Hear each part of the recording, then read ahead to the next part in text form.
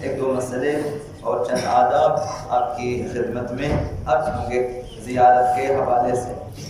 آج کا مسئلہ یہ ہے کہ انسان پر لازم ہے کہ ادب کی رعایت کریں اور قبر پیغمبر اور قبور ائمہ علیہم السلام کے جو سے آگے نماز نہ پڑھیں۔ قبریں پیچھے ہوں اور آگے جا کر انسان ان کی طرف پشت کر کے نماز پڑھیں کہ یہ آداب کی رعایت نہیں ہے۔ اگر اس نے نماز پڑھ لی کہ قبر پیچھے، قبر پیغمبر، قبور ائمہ اور آگے جا کر اس نے نماز پڑھ لی، اور یہ نماز اور یہ قبروں کو پیچھے چھوڑ کر نماز پڑھنا اگر بے احترامی شمار ہوتا ہو تو پھر اس نے فعل حرام انجام دیا ہے، یعنی اس نے گناہ انجام دیا ہے، اگرچہ اس کی نماز باطل نہیں ہے، نماز صحیح ہے لیکن گناہ بھی کیا۔ تو جب زائرین جاتے ہیں حرم ائمہ اطہار میں تو کوشش کریں کہ اس طرح سے نماز نہ پڑھیں کہ قبریں آپ کی جو ہیں آپ کے پیچھے رہ جائیں، یا ایسی جگہ نماز پڑھیں جہاں سے جو ہے پشت قبر نہ ہو۔ دوسرا مسئلہ یہ ہے کہ قبر کے مقابل، یعنی جب قبر سامنے ہو نماز پڑھنا مکروہ ہے۔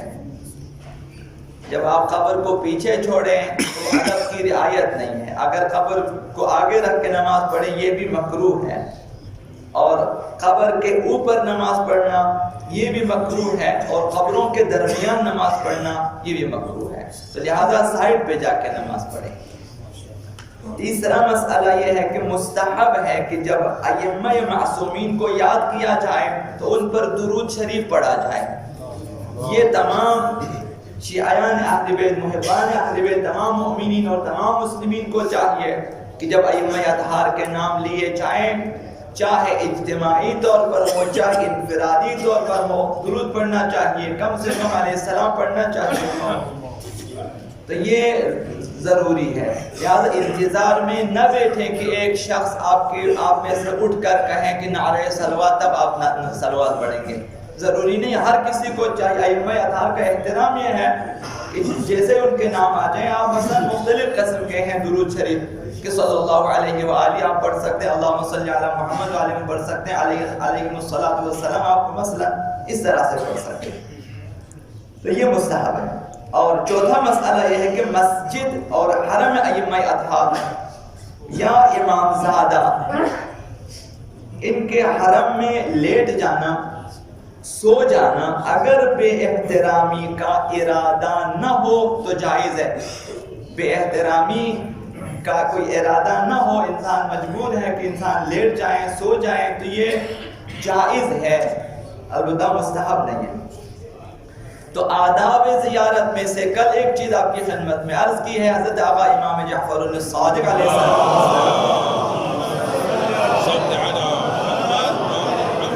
ارشاد فرمایا کہ زائرین کا واقعہ حسین کے لیے ضروری ہے کہ اس سفر میں اپنے ہم سفر کے ساتھ نیک سلوک رکھیں، اچھا سلوک کریں، شائستہ سلوک کریں، یہ ایک ادب۔ دوسرا ادب فرمایا وَيَلْزِمُكَ قِلَّةَ الْكَلَامِ إِلَّا بِخَيْرٍ، زائرین کے لیے ضروری ہے کہ نیک باتوں کے علاوہ اور نصیحت کے علاوہ کوئی دوسری بات نہ کریں، خیر کے علاوہ، نیکی کے علاوہ گفتگو نہ کریں، یعنی زیادہ باتیں نہ کریں، بےہودہ باتیں نہ کریں، لا یعنی گفتگو نہ کریں، بے مقصد گفتگو نہ کریں، ادھر ادھر کے لطیفے نہ سنائیں، ادھر ادھر کے قصے بیان نہ کریں، لوگوں کے قصے بھی بیان نہ کریں، یہ تمام بےہودہ ہے۔ کیا ضرورت ہے کہ آپ مختلف لوگوں کے قصے بیان کرتے ہیں، اس کے ساتھ یہ ہوا، اس کے ساتھ یہ ہوا، اس کے ساتھ یہ، ضروری نہیں ہے۔ پرگوئی، زیادہ گفتگو کرنا اور زیادہ باتیں کرنا مخصوصاً اس سفر میں انسان کو مہلک گناہوں میں مبتلا کر دیتا ہے۔ مہلک، مثلا جھوٹ، مثلا غیبت، تہمت، سخن چینی، افشائے راز، افشائے گناہ، یہ چیزیں بیچ میں آ جاتی ہیں۔ ایک انسان کو جب زیادہ بولنے کی عادت ہوتی ہے تو کبھی جھوٹ یا خود جھوٹ بول لیتا ہے یا جھوٹ نقل کرتا ہے۔ کسی نے جھوٹی بات کی، بہت ساری باتیں جھوٹی ہیں لیکن ہم بیان کر دیتے ہیں، اسی طرح کسی کی غیبت ہو جاتی ہے. غیبت کسی بھی شخص کے بارے میں نقص بیان کرنا ہے، ایسا نقص بیان کرنا کہ اگر اس نے سن لیا تو وہ ناراض ہو جاتا ہے. یہ سب کبھی عرض کیا تھا آپ کے خدمت میں کہ ہمارے ہاں یہ ہے کہ اگر ایک شخص مثلا عالم نہیں ہے، تو اگر عالم نہیں ہے تک کا مطلب یہ ہے کہ وہ جاہل ہے، نادان ہے. اگر آپ کہیں کہ وہ شخص جاہل ہے تو یہ غیبت ہے. آپ نہیں کہہ سکتے کہ وہ جاہل ہے، آپ کو اس طرح کہنا چاہیے کہ وہ عالم نہیں ہے. جاہل نقص بیان کرنا ہوتا ہے. جب آپ کہیں گے کہ عالم نہیں ہے تو آپ نے جو ہے کمال کی نفی کی ہے، جو غیبت نہیں ہے. تو اسی طرح سے یہ حتیٰ یہاں تک غیبت ہے جو ہے. اگر آپ نے کہا وہ جاہل ہے تو لہٰذا جب انسان خودگوئی کرتا ہے تو ایسے گناہوں میں مبتلا ہو جاتا ہے. مثلا کسی کی برائی کی غیبت کے بارے میں روایات میں ہے کہ زنا سے بدتر ہے، زنا سے بھی بدتر ہے. کہ غیبت زنا سے، پیغمبر اسلام سے پوچھا کہ زنا سے کیوں بدتر ہے، تو فرمایا کہ زنا کرنے والا اگر توبہ کرتا ہے خدا قبول کرتا ہے. غیبت کرنے والا جب غیبت کرتا ہے تو جب تک وہ شخص معاف نہ کرے جس کی غیبت کیا ہے، خداوند معاف نہیں کرتا.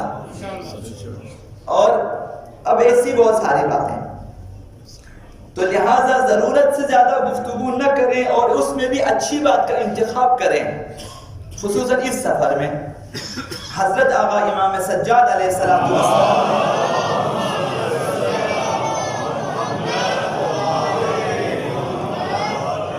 ارشاد فرمایا اچھی بات کہنے کے سلسلے میں کہ جو بھی بات کہو تو اچھی بات کہو. فرمایا القول الحسن، اگر اچھی اور نیکی کی بات کرتا ہے یُدْرِ المال، مال کو بڑھا دیتی ہے. اچھی بات کہنے والے کے مال میں اضافہ ہو جاتا ہے. وَيُنْمِ رزق میں اضافہ ہو، رزق بڑھ جاتا ہے اس کا. وَيُؤَخِّرُ فِي الْأَجَلِ، موت کو ٹال دیتا ہے کہ انسان کی موت میں تاخیر ہو جاتی ہے، عمر بڑھ جاتی ہے. وَيُحَبِّبْ إِلَى الْأَهْلِ، اور اہل و عیال میں اور رشتہ داروں میں دوستوں میں اس کی محبت بڑھ جاتی ہے. وَيُدْخِلُ الْجَنَّةَ، اچھی بات کہنے والا جنت میں داخل ہو جاتا ہے. یہ اچھی بات، خصوصاً اس سفر میں اچھی باتوں کی عادت ڈالیں کہ زیارت کے بعد بھی یہ عادت رہے. اور حضرت آقا امیر المؤمنین علی بن ابی طالب علیہ السلام نے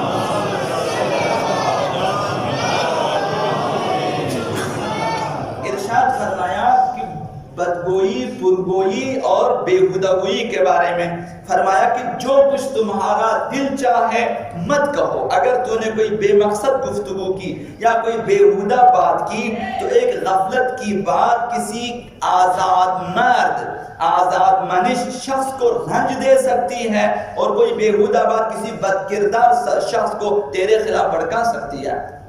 انسان ممکن ہے کہ انسان کو معلوم نہیں ہے کہ آپ کے ہم سفروں میں بہت سارے افراد ایسے ہوتے ہیں تند مزاج ہو سکتے ہیں، اپنے بےہودہ گوئی کی مزاح میں اب وہ آپ کے اوپر چڑھائی کر دیتا ہے. بےہودہ گوئی نہ کرے. اور آخری دو حدیثیں آپ کی خدمت میں عرض کریں گے. حضرت آقا امیر المؤمنین علی بن ابی طالب علیہ السلام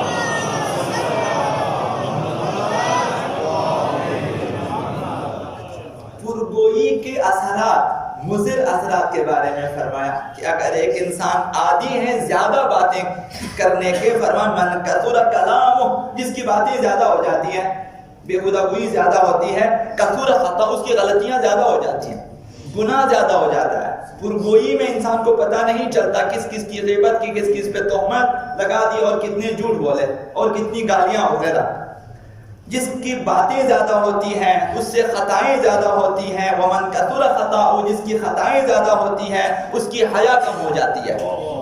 زیادہ گناہ کرنے والا انسان بے حیا ہو جاتا ہے، حیا اس کی کم ہو جاتی ہے. ومن قل حیاؤ، جس کی حیا کم ہو جاتی ہے، قل ورع، اس کا تقوی ختم ہو جاتا ہے، تقوی اس کا کم ہو جاتا ہے. ومن قل ورع، جس کی پرہیزگاری اور تقوی کم ہو جاتا ہے، مات قلبہ، اس کا دل مردہ ہو جاتا ہے، دل مر جاتا ہے.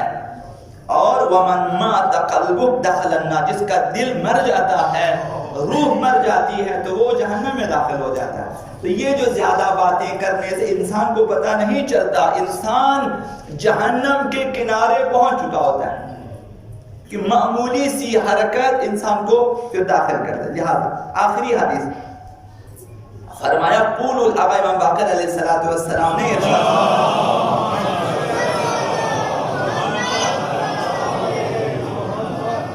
قولوا للناس احسن ما تحبون ان يقال لكم، لوگوں کے بارے میں وہی باتیں کہو جو تم چاہتے ہو تمہارے بارے میں کہی جائے۔ لوگوں کے بارے میں وہی باتیں ہیں جو تم خود چاہتے ہو تمہارے بارے میں کہی جائیں۔ فإن اللہ عز وجل یبغض اللعان، خداوند متعال نفرین کرنے والے شخص سے نفرت کرتا ہے۔ ایک شخص زیادہ پرگوئی کرتا ہے اور بہت سارے لوگوں کے بارے میں نفرت کا اظہار کرتا ہے، نفرین کرتا ہے، لعن کرتا ہے، خداوند اسے لعنت کرنے والے مومنین، متدینین، مسلمین وغیرہ کے بارے میں نفرین کرنے والے شخص سے نفرت کرتا ہے۔ السباب، بدنام دینے والے شخص سے بھی خداوند نفرت کرتا ہے۔ الطعان، زخم زبان لگانے والے شخص کو سے بھی خداوند نفرت کرتا ہے۔ علی المؤمنین، مومنین میں سے کسی بھی مومن پہ لعن کرنا، نفرین کرنا، دشنام دینا، زخم زبان لگانا، خداوند اس شخص سے نفرت کرتا ہے۔ الفاحش، بدگفتار شخص سے نفرت کرتا ہے۔ المتفحش، بد زبان شخص سے خداوند نفرت کرتا ہے۔ السائل الملحف، بے حیا بیکاری سے خداوند متعال نفرت کرتا ہے۔ ایک شخص بھیک مانگتا ہے اور بڑی بے شرمی سے بھیک مانگتا ہے، دروازہ کھٹکھٹا کے، گھنٹیاں بجا بجا کے لوگوں کو نیند سے جگا جگا کے مانگتا ہے، بڑی بے حیائی کے ساتھ، خداوند پسند نہیں کر، نفرت کرتا ہے۔ وَيُحِبُّ الْحَيَّ، باحیا شخص سے خداوند محبت کرتا ہے، بردبار شخص سے محبت کرتا ہے، پاک دامن اور پارسا شخص سے خداوند محبت کرتا ہے۔ تو لہٰذا جو شخص لوگوں کے پرگوئی کرتا ہے اس سے یہ سارے گناہ سرزد ہو سکتے ہیں، وہ لعان ہو سکتا ہے، زخم زبان لگانے والا بن سکتا ہے، بد زبان بن جاتا ہے۔ تو یہ وہ مہلک بیماریاں ہیں۔ ممکن ہے کہ اس سفر زیارت 40 میں بعض اشخاص خدا نخواستہ جو ہیں ایسے گناہوں مبتلا ہو جائیں، زیارتیں تو چلی جائیں اس کے ہاتھ سے اور الٹا بہت سارے گناہ لے کے اپنے وطن واپس آ جائیں، پھر خواہ مخواہ لوگوں سے ملیں کہ بھئی ہم زیارت کر کے آئے، ہم زائر ہیں، تو برائے نام کہ جو ہے وہ زائر ہیں۔ باسمك العظيم الأعظم الأعز الجل الأكرم يا الله، يا الله يا رحمن يا رحيم يا مقلب القلوب ثبت قلوبنا على دينك، اللهم اهدنا من عندك واحفظ علينا من فضلك وانشر علينا من رحمتك وانزل علينا من بركاتك، محمد وآله الطيبين الطاهرين، يا رحم المؤمنين والمؤمنات، رحمك الله من يقرأ الفاتحة